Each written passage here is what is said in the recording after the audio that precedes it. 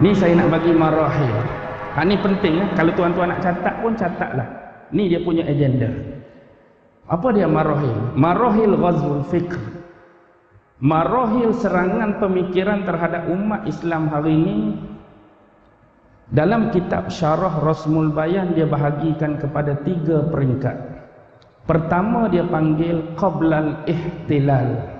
Maksud qablal ihtilal, bagaimana mereka melakukan serangan pemikiran terhadap orang Islam sebelum jatuhnya sistem khilafah. Itu dipanggil fasa qablal ihtilal. Dulu ada sistem khilafah, sebelum khilafah itu jatuh, apa yang mereka dah buat dah pada masa itu. Fasa yang kedua, fi marhalatil ihtilal. Pada masa khilafah sedang jatuh, apa yang mereka buat. Yang ketiga, ma ba'dal ihtilal. Apa pula perancangan yang mereka buat selepas memang confirm kejatuhan khalifah. Yang pertama, fasa sebelum jatuhnya khilafah, mereka lancarkan 3 benda. Pertama ialah al-istishraq, orientalis. Orientalis ni lama dah mereka bekerja. Tuan-tuan tahu dah siapa golongan-golongan orientalis? Orang-orang barat, Yahudi dan Kristian yang mengkaji sejarah, budaya, ilmu-ilmu orang-orang timur, khususnya tentang agama Islam. Mereka kaji sejarah orang timur, bahasa orang timur, struktur orang timur, penduduk orang timur, ilmu orang timur, adat orang timur, budaya orang timur. Dan pengkhususan ada kepada Islam. Cuma saya nak bahagikan, ada golongan orientalis yang benar-benar jujur dalam kajian mereka. Dia jujur dalam kajian. Dia bukan niat nak buat jahat. Maksudnya dia belajar, dia kaji kerana nak tahu betul-betul orang timur ni lagu mana, bahasa dia lagu mana, dia tak kacau orang. Satu lagi yang memang dia ada niat tak baik.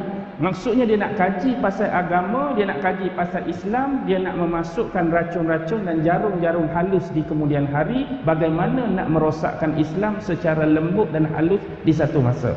Dengan apa dia guna? Dengan dia mempelajari sejarah agama Islam. Yang pertama tadi, dia macam ni.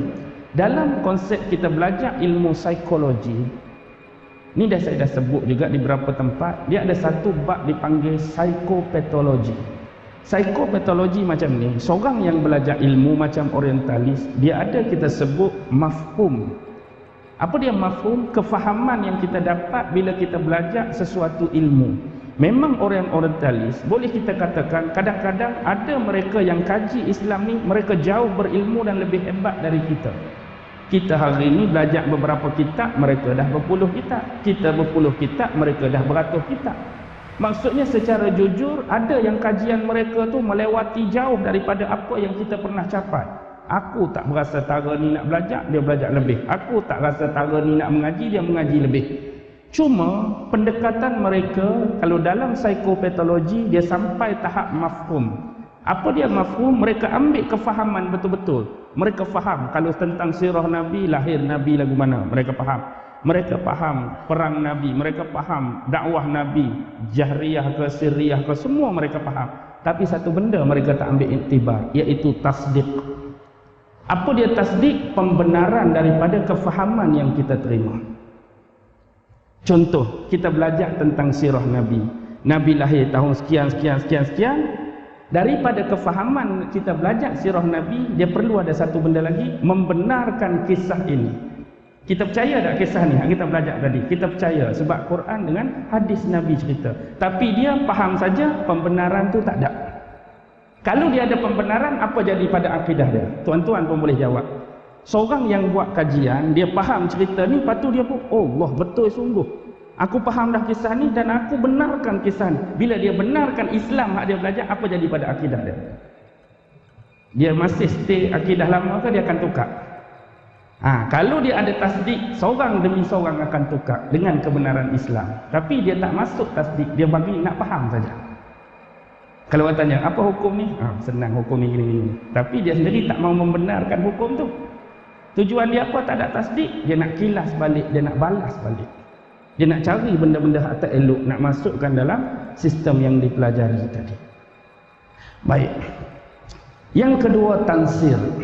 Apa dia tansir? Tansir ialah missionaries, kristianisasi. Kristenisasi lebih awal bermula perang salib lagi. Kalau kita tengok perang salib, tuan-tuan, perang salib bila start? 1096. 1096 berakhir 1291. Lama tu. Dan telah ditanamkan dalam jiwa dan semangat tentera-tentera Salibai ni bahawa orang Islam ni adalah bangsa yang terkutuk. Orang-orang barbar, orang-orang kasar, orang-orang yang tak ada tamadun. Orang Islam ni kolut. Tujuan kita angkat senjata, angkat pedang ni nak musnahkan orang-orang macam ni. Itu tomahan yang mereka berikan untuk naikkan semangat tentera-tentera Salibai mereka. Agak-agak kalau mereka tukar ayat yang sebenar, hak kita nak lawan, hak kita nak perang ni manusia-manusia yang kuat berpegang teguh dengan agama. Hak kita nak lawan orang yang beriman, hak kita nak lawan sahabat Nabi. Agak-agak lagu mana hati? Sahabat Nabi, orang beriman, hak pegang kuat agama, tapi hak kita nak lawan ni orang bodoh, orang kasar, orang hak tu nak cincang pun dah semangat. Kalau cakap betul apa jadi? Tak jadi. Kena cakap benda-benda tadi fact, kenyataannya bukan demikian. Kalau kamu tak bunuh mereka, kamu tak lawan mereka, mereka yang akan serang kita, mereka yang akan hancurkan agama kita Kristian. Lagi semangat.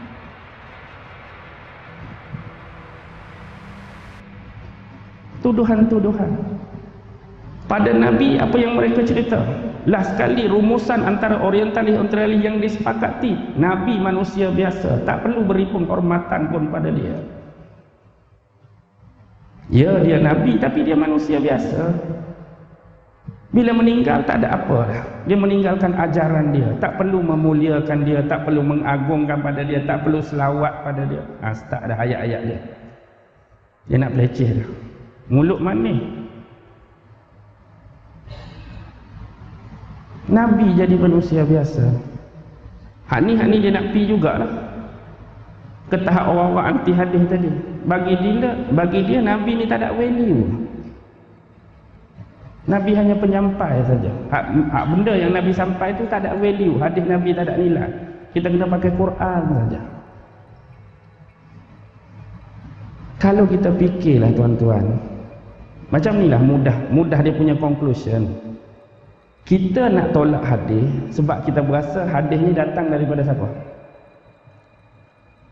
Hadis ni kita katakan datang daripada Nabi.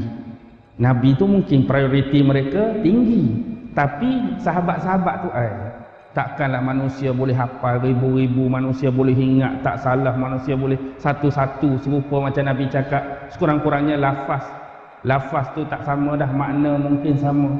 Dia cuba mempertikaikan kredibiliti ulama-ulama dulu yang hebat-hebat pemikiran mereka. Jadi sebab itulah berasa manusia ni lemah, kurang, takkan boleh hafal tu hafal ni. Hadis yang sampai kepada kita mereka tolak. Isunya mereka nak terima Quran saja. Sahabat-sahabat mereka tolak. Tuan-tuan cuba buat conclusion. Quran yang mereka baca hari ni, kalau inilah saya nisbahkan dengan Quran. Dia percaya tak Quran tuan-tuan? Dia percaya tak? Sebelum Quran hak dia percaya ni sampai pada dia, macam mana Quran ni boleh sampai pada dia? Ni dia kata, aku yang aku percaya hari ni Quran ni ya. Jadi Quran ni hak dia nak kata percaya tu, yang jadi boleh sampai pada dia tu melalui siapa? Takkan dah zaman Nabi tu tiba-tiba dia tidur bangun tu ada Quran sebiji atas meja dia. Tak logik. Ni hak dia kata aku percaya Quran saja, dari mana Quran ni sampai? Zaman Rasulullah dulu dah dibukukan Quran atau belum? Bila dibukukan? Zaman start pengumpulan zaman Abu Bakar lagi tak selesai, zaman Umar tak selesai, zaman Osman dibukukan. 3 orang tu Nabi ke sahabat? Sahabat. Lepas tu nak bagi sampai, tulis tak tulis, titik tak titik, baris tak baris, orang hak bawah tu baru hak dia kata, oh ni Quran ni aku percaya. Pasal apa hak penyampaian daripada lepas Nabi orang ni tu dia boleh percaya pula Quran tu, tapi hak hadis orang ni tu. Tuan-tuan faham tak maksud saya ni? Hak tadi sebab orang ni lah kita nak reject hadis, tapi Quran nak sampai pun orang ni nak bagi Quran ada tangan hari ni. Hak kamu kata orang ni lemah, lepas tu hak sampai Quran ni orang ni tak lemah lah. Hak ni satu sudut, orang yang sama, kelompok yang sama yang dinamakan sahabat, bila bawa mari hak ni boleh terima, bila sahabat kata hak ni kita tolak. Logik atau tidak? Logik atau tidak? Tak logik lah. Pasal apa? Tentang dia satu kita nak terima, tentang dia satu kita nak tolak. Bukan Quran ni siap sedia bagi kat kita lepas pada Nabi kita terus. Ya, memang kita tak nafi Quran tu Allah jaga. Cuma saya nak sebut di sini dari sudut prioriti sampainya Quran pada kita, jaluran mana. Bukankah dia juga datang daripada hasil kumpulan dan tulisan para sahabat bubuh baris sampai lengkap. Orang yang sama juga yang jaga hadis tu. Sampai Imam Bukhari tulis, Imam Muslim tulis. Hak ni pun payah. Agak-agak habis dah 10 minit yang dicadangkan tadi dah. Apa pun tak apalah, tak ada habislah marhalah ni. Cuma masa yang ada kebetulan lah, tuan-tuan.